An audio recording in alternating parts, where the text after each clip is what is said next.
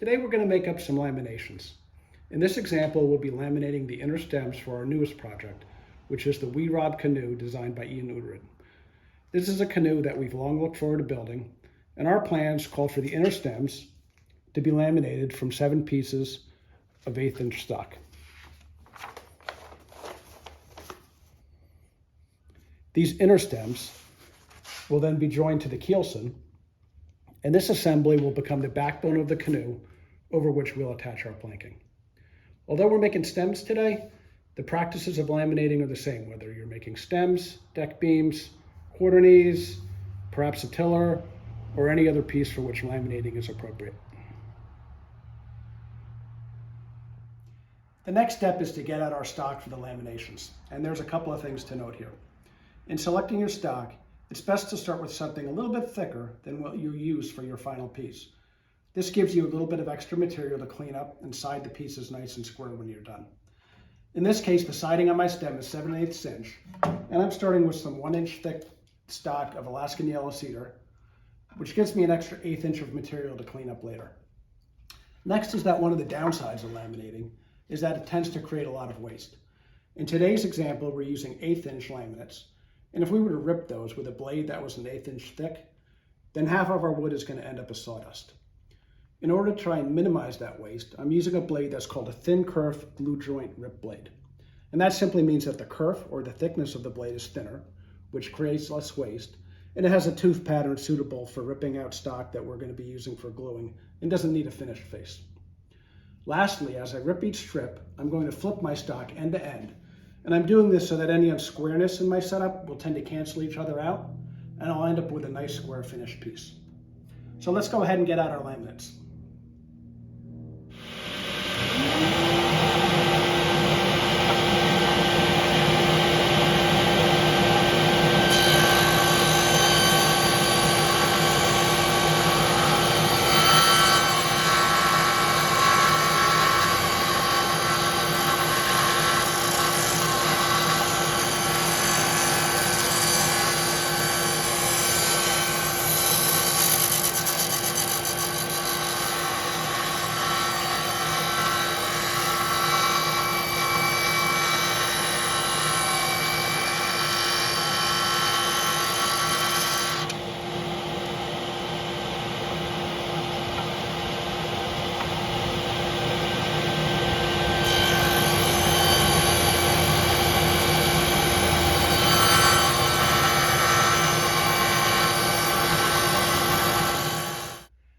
Now that we've got our stock ready, we can bring it over to the jig that we've built to assemble the stem, and we can give it a trial fit.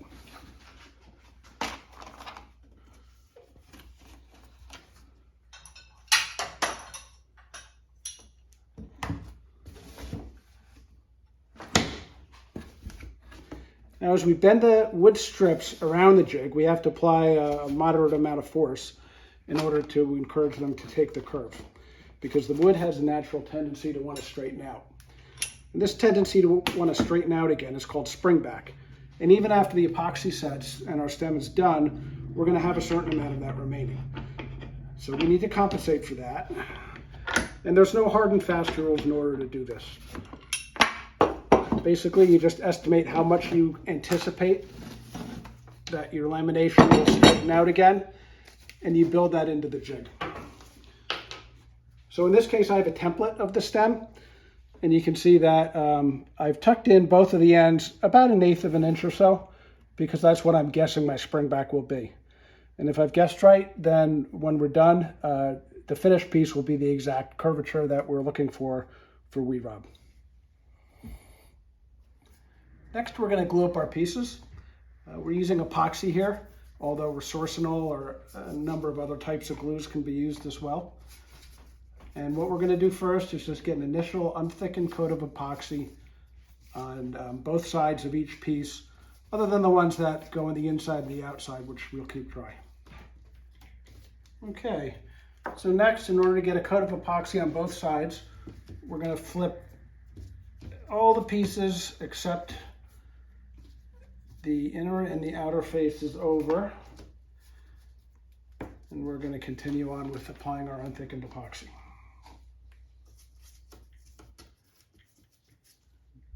With our strips now coated with some unthickened epoxy, we've given that a little bit of time to soak in.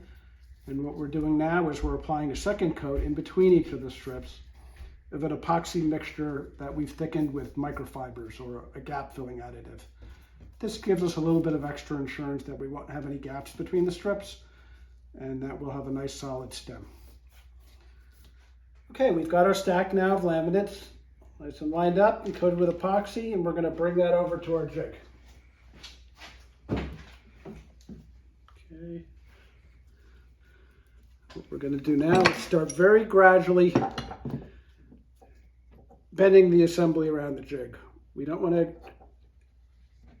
do this too quickly because we don't want to starve any of these gaps with the glue. Okay. We'll put our clamp pads on. Okay, and now we're just going to very gradually work our way around each of the steps here and gently bring it into shape.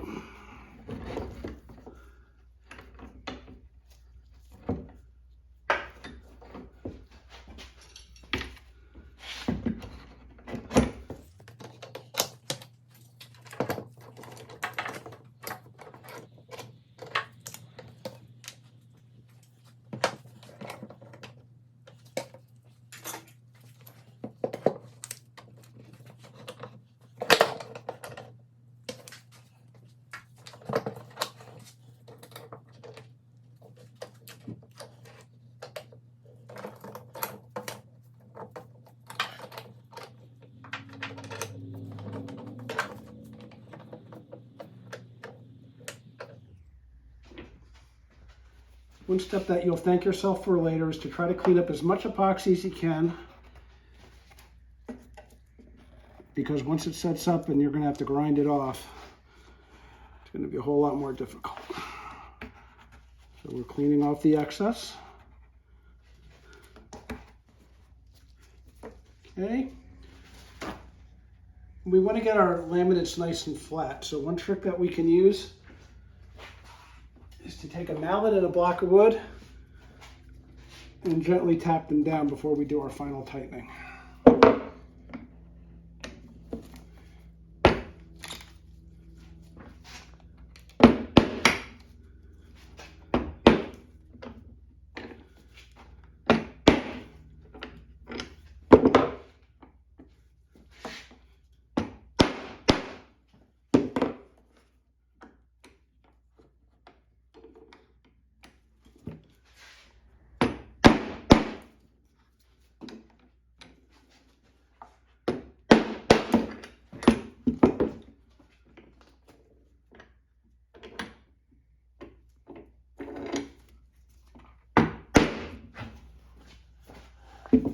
Okay, now the amount of clamping pressure that you apply is really driven by the type of glue that you're using.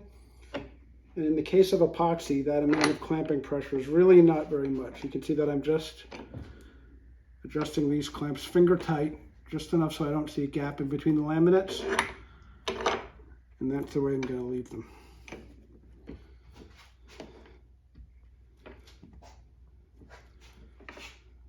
Okay. And after a little more cleanup, basically the next job is to walk away and let it stay overnight. And we'll check it in the morning. I'm going to apply a couple of spring clamps here and there just for good measure.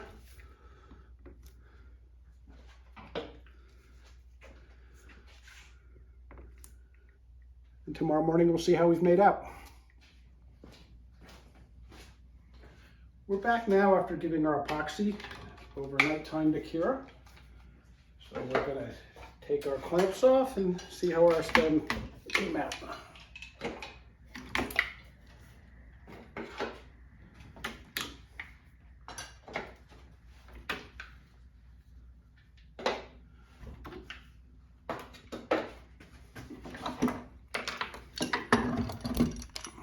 Incidentally, these clamp pads are made out of plastic, and they are a lot nicer than strips of wood because they don't stick as much.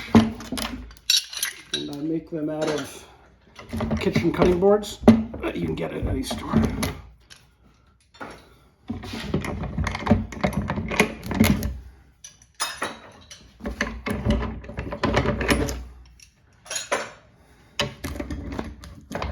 Okay, give it a little encouragement.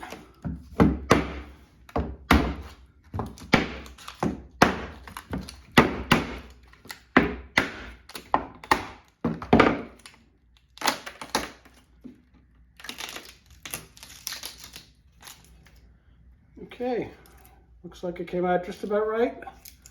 We've got a lot of epoxy that we'll need to scrape off here in order to clean this up, but we've got a very nice, light and strong stem. That'll be a good start to our wee rob project.